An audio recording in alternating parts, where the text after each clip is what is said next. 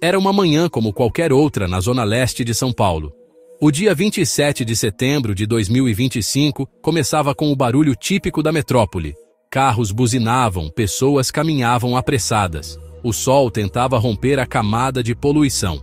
Na frente da escola estadual Professora Maria Fernandes, o movimento era intenso. Pais deixavam seus filhos. O sinal estava prestes a tocar, marcando o início de mais um dia de aulas, de rotina, de normalidade. Ninguém poderia imaginar que, em poucos minutos, essa normalidade seria quebrada de forma espetacular. A vida daquela comunidade estava prestes a mudar para sempre, revelando um segredo enterrado a poucos metros de profundidade. Um caminhão de entrega pesado e robusto manobrava lentamente na rua lateral à escola. O motorista, um homem experiente, buscava apenas um lugar para estacionar e descarregar sua mercadoria. Ele conhecia bem a região, sabia dos horários de pico, sabia dos desafios do trânsito paulistano. Mas ele não sabia o que se escondia sob o asfalto que ele pisava. Ao mover o veículo para trás, um som estranho ecoou. Um estalo seco, seguido por um rangido metálico. A parte traseira do caminhão começou a afundar. O asfalto, antes sólido, agora se partia como uma casca de ovo. O pânico tomou conta do motorista, que sentiu o chão desaparecer sob suas rodas. O caos se instalou rapidamente. Gritos, correrias. A poeira subiu, cobrindo a cena com um véu de incerteza. A roda traseira direita do caminhão havia sido engolida pela terra. O veículo estava inclinado, preso em um ângulo perigoso. Moradores, funcionários da escola e pais de alunos correram para ver o que havia acontecido. A primeira impressão era de um simples problema de infraestrutura. Um cano estourado, talvez. Uma falha no solo, quem sabe? Hipóteses comuns para uma cidade como São Paulo, onde o asfalto cede com frequência. Mas quando a poeira baixou, algo mais assustador foi revelado. Não era um buraco comum. Era uma abertura. Uma entrada para um lugar desconhecido. A curiosidade inicial deu lugar ao espanto. Dentro da cratera, não havia apenas terra e canos. Havia uma estrutura, escoramentos de madeira, paredes de terra batida, perfeitamente alinhadas. Era uma construção humana, deliberada, escondida sob a fina camada de civilização. O acidente com o caminhão não havia criado o buraco.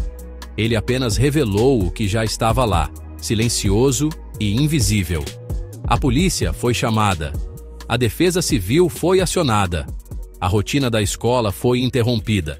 As aulas foram suspensas. O que começou como um acidente de trânsito se transformava, a cada minuto, na descoberta de um mistério profundo e perturbador. O que era aquele túnel? Quem o construiu? E, mais importante, para onde ele levava? A chegada das primeiras viaturas policiais alterou completamente a atmosfera do local. O que era um aglomerado de curiosos se transformou em uma cena de crime. A área foi isolada com fitas amarelas. Os policiais, inicialmente chamados para um acidente de trânsito, se depararam com um cenário digno de um filme de ficção. Eles olhavam para dentro do buraco com a mesma incredulidade dos moradores.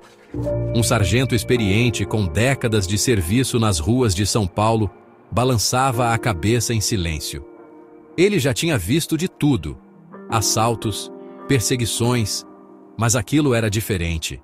Aquilo era um portal para um mundo subterrâneo, construído com paciência e método, bem debaixo do nariz de todos. Logo, os especialistas chegaram. Peritos criminais, engenheiros da prefeitura e agentes da polícia civil. Equipados com lanternas potentes, câmeras e equipamentos de medição, eles iniciaram a primeira exploração. A descida era arriscada. A estrutura poderia ceder a qualquer momento. Um dos primeiros peritos a entrar no túnel descreveu a sensação como surreal. O ar era úmido e pesado. O cheiro de terra molhada era forte. As paredes, apesar de rústicas, mostravam um trabalho cuidadoso. Escoras de madeira posicionadas a cada metro garantiam a sustentação do teto. Fios elétricos improvisados corriam pelas laterais, indicando que havia iluminação ali dentro. A complexidade da obra impressionou a todos. O túnel tinha cerca de 1,70 m de altura e pouco mais de 1 metro de largura. Uma pessoa podia caminhar curvada por ele. O chão era coberto por tábuas de madeira, facilitando o trânsito e evitando o contato direto com a lama. A escavação era precisa, seguindo uma linha reta em direção a um alvo desconhecido. Os peritos estimaram que o túnel já se estendia por mais de 50 metros, passando diretamente por baixo do pátio da escola. Uma obra silenciosa, metódica e audaciosa, que havia permanecido em segredo absoluto até aquele momento. A cada passo, novas descobertas surgiam. Ferramentas foram encontradas ao longo do caminho: pás, picaretas, baldes e um sistema de roldanas, provavelmente usado para remover a terra escavada. Tudo estava organizado, como se os trabalhadores tivessem apenas feito uma pausa para o almoço e pretendessem voltar a qualquer momento. A sofisticação da operação era evidente. Não se tratava de um trabalho amador. Era o projeto de uma organização criminosa com conhecimento, recursos e um objetivo muito claro. A pergunta que pairava no ar úmido do túnel era a mesma que ecoava na rua lá em cima. Qual era o plano? Construir um túnel como aquele, em plena área urbana, é um desafio monumental. Engenheiros consultados pela nossa reportagem foram unânimes. A operação exigia um planejamento minucioso e conhecimentos técnicos avançados. O primeiro obstáculo é o próprio solo. São Paulo tem uma geologia complexa, com camadas de argila, areia e rocha. Escavar sem um estudo prévio poderia levar a desmoronamentos fatais. Os criminosos, de alguma forma, mapearam o terreno. Eles sabiam exatamente onde cavar e como estabilizar a estrutura para evitar um colapso, que só aconteceu por causa do peso excessivo do caminhão, um fator que eles provavelmente não previram. O segundo grande desafio é a logística.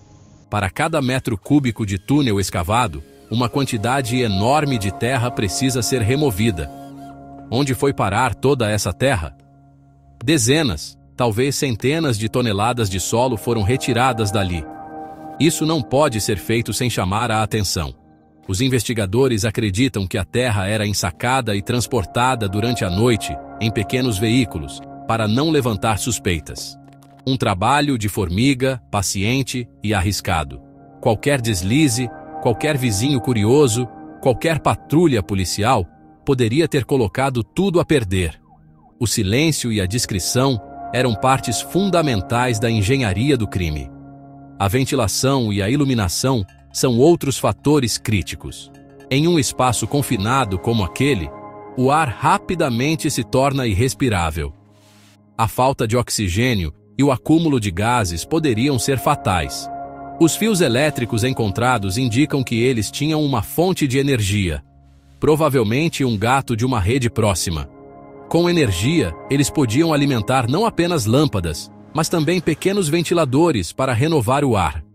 Isso demonstra um nível de sofisticação que vai além da simples escavação. Eles criaram um ambiente de trabalho subterrâneo, funcional e seguro o suficiente para permitir longas jornadas de trabalho. O planejamento dos criminosos era de longo prazo.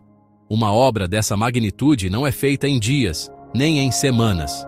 Leva meses, talvez mais de um ano. Isso implica em um investimento financeiro considerável. Aluguel de um imóvel para servir de base, compra de ferramentas, pagamento de mão de obra. A polícia trabalha com a hipótese de que o túnel partiu de uma casa próxima, alugada sob falsos pretextos. De lá, a quadrilha iniciou a escavação, avançando metro a metro, noite após noite, em um esforço contínuo e disciplinado. A ousadia do plano é chocante.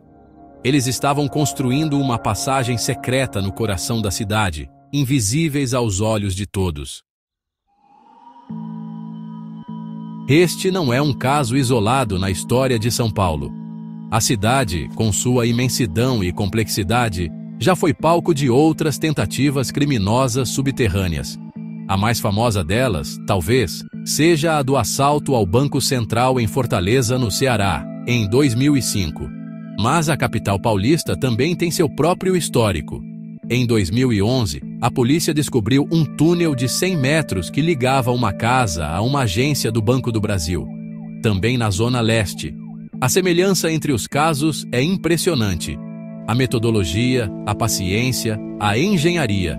Parece haver um manual do crime subterrâneo, passado de geração em geração de quadrilhas. O caso do Itaú Unibanco, em 2017, é outro exemplo marcante. A quadrilha construiu um túnel de mais de 500 metros, um verdadeiro recorde. A obra custou cerca de 4 milhões de reais e demorou meses para ser concluída. O túnel contava com escoramento de ferro, iluminação e até carrinhos para transportar terra e ferramentas.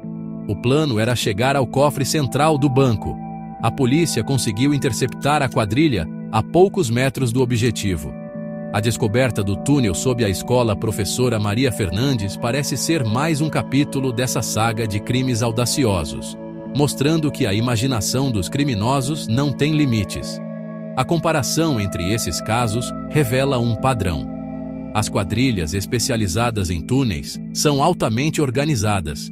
Elas possuem uma estrutura hierárquica, com financiadores, engenheiros, escavadores e uma equipe de logística. São verdadeiras empresas do crime. Elas investem pesado, pois a recompensa potencial é gigantesca. Um único assalto bem-sucedido a um cofre de banco pode render dezenas ou centenas de milhões de reais. O túnel sob a escola, portanto, não é um ato isolado de amadores, mas sim a obra de profissionais experientes no ramo. O que diferencia o caso da escola é a sua localização. Usar uma área escolar como rota de passagem adiciona uma camada de perversidade ao plano.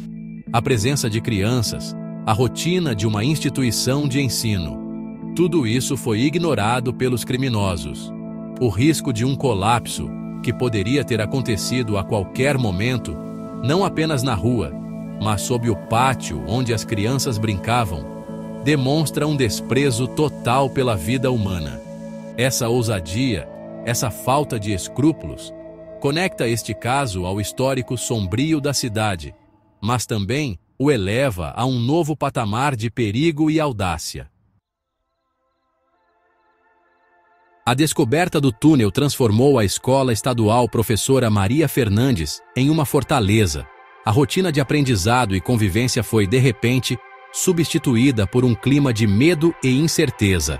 As aulas foram suspensas por tempo indeterminado. A área ao redor da escola foi interditada, não apenas para a investigação, mas por um risco real de novos desabamentos. O pátio, que antes era palco de brincadeiras e jogos de futebol, agora era um verdadeiro canteiro de obras da perícia, com engenheiros e geólogos sondando o solo, tentando mapear a extensão total do perigo invisível. A escola, que sempre foi um lugar de segurança, tornou-se o epicentro de uma crise.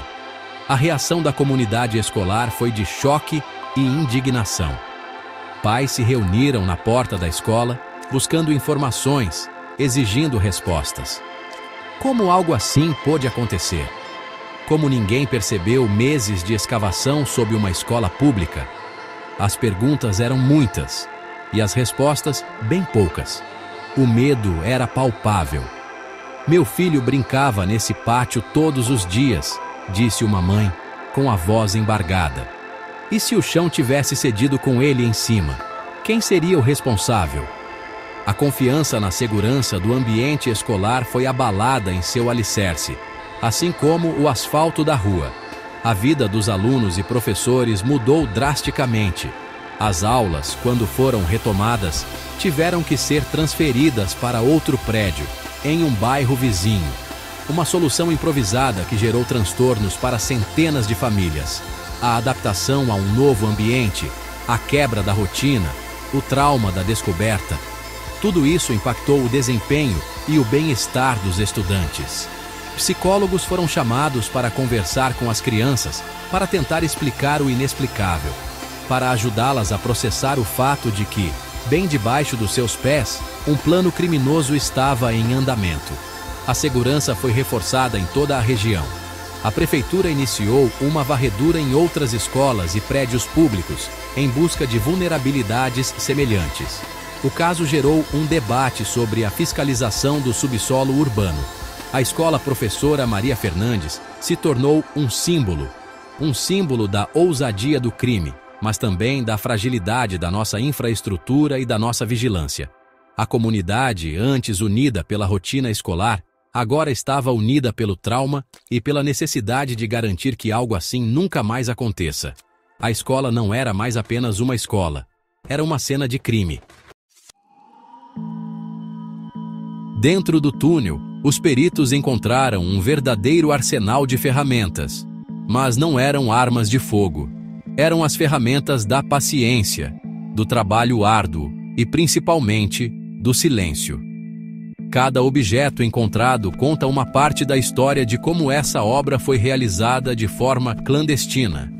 Pás curtas, próprias para uso em espaços confinados. Picaretas de mão que permitem quebrar terra compactada sem gerar o barulho e a vibração de uma ferramenta elétrica. Baldes de plástico, leves e numerosos, usados para transportar a terra até a saída do túnel. Tudo foi escolhido com um propósito: ser eficiente e discreto. O sistema de remoção de terra era engenhoso. Os investigadores encontraram um carrinho montado sobre pequenos trilhos de madeira, similar aos usados em minas antigas. Esse carrinho era puxado por um sistema de cordas e roldanas. Um operário enchia o carrinho na frente de escavação e outro, na base, o puxava para fora.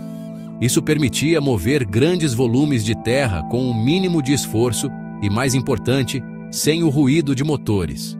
A terra era então ensacada e armazenada temporariamente na casa que servia de base, antes de ser descartada em locais variados pela cidade, durante a madrugada. A iluminação, como já mencionado, era feita através de uma ligação clandestina. Lâmpadas de baixa voltagem foram espalhadas ao longo do túnel, presas às escoras de madeira. A fiação era precária, um risco constante de curto-circuito e incêndio, o que demonstra o nível de risco que os próprios criminosos corriam. Além das lâmpadas, foram encontrados rádios comunicadores, usados pela equipe para se comunicar entre a frente de escavação e a base. Uma comunicação silenciosa, impossível de ser interceptada por scanners de frequência da polícia. Cada detalhe foi pensado para manter a operação em segredo. O mais intrigante, talvez, tenha sido a ausência de certas ferramentas.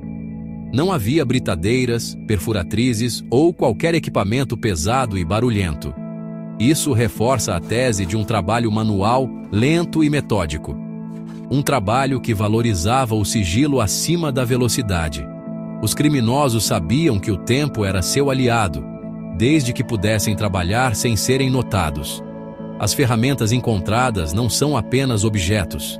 Elas são a prova material de uma disciplina quase militar e de um planejamento obsessivo, onde o silêncio era a principal arma para conquistar o objetivo final. A partir da descoberta, a Polícia Civil iniciou uma caçada humana.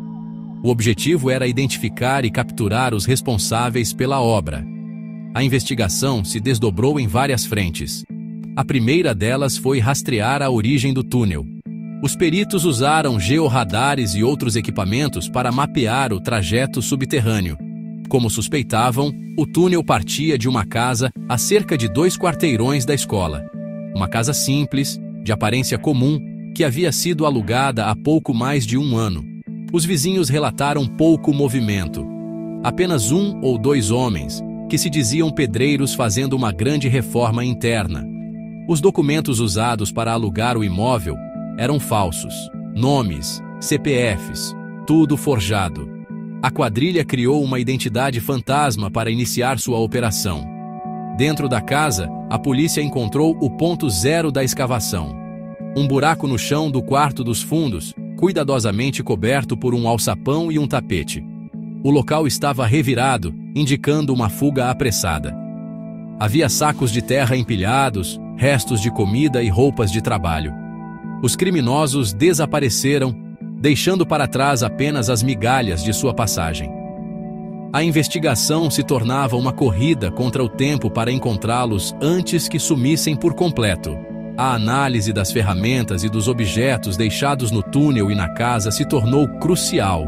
A polícia forense buscou por impressões digitais, fios de cabelo, qualquer vestígio de DNA que pudesse levar a um suspeito em seus bancos de dados. Câmeras de segurança da região foram analisadas, em uma busca exaustiva por imagens dos veículos usados para transportar a terra ou dos próprios membros da quadrilha. Era um trabalho minucioso, como montar um quebra-cabeça com milhares de peças, muitas delas faltando. Os investigadores sabiam que estavam lidando com profissionais, que provavelmente tomaram precauções para não deixar rastros. As sombras da investigação se estendiam para além dos executores. Quem financiou a operação? Uma obra como essa exige um capital inicial significativo. Quem forneceu a inteligência, o mapa do subsolo, a planta do alvo? A polícia começou a cruzar informações, buscando conexões com outras quadrilhas especializadas em roubos a banco. A suspeita é de que o túnel sob a escola seja apenas a ponta de um iceberg, a parte visível de uma organização criminosa complexa e com tentáculos em várias áreas.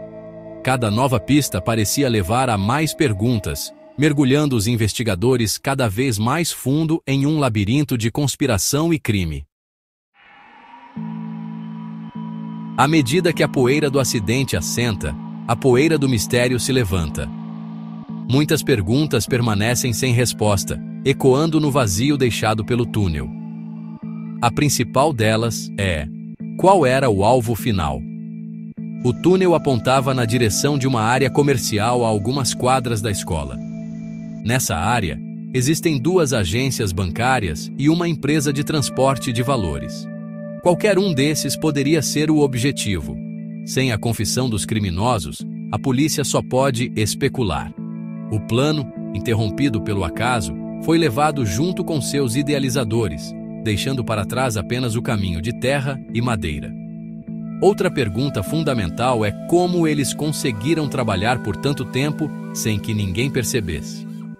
Meses de escavação, remoção de toneladas de terra, tudo isso acontecendo em uma área residencial, ao lado de uma escola movimentada.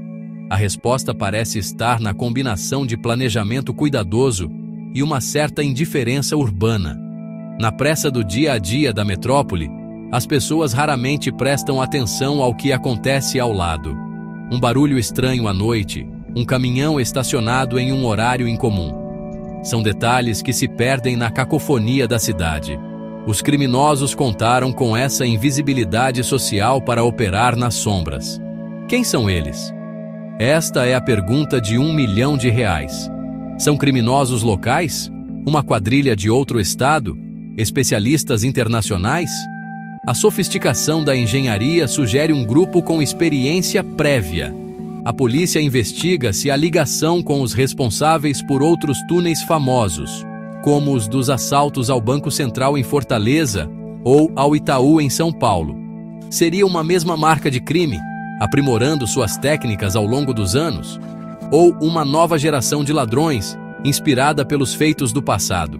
A identidade dos homens que cavaram sob a escola permanece um fantasma.